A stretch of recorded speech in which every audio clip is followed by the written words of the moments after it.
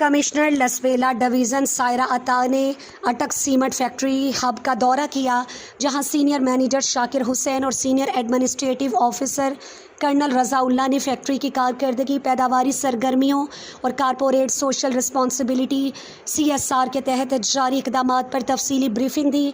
Commissioner ने सनती इदारे में काम करने वाले मेहनत कशों के लिए हेल्थ एंड सेफ्टी SOPs और CSR प्रोग्राम के तहत फलाही इक़दामात पर अमल दरामद को काबिल तहसीन करार दिया। इस मौके पर सायरा अता ने कहा कि सनती इदारों का मकामी आबादी की फलाह बहबूद में किरदार इंतहाई अहम है।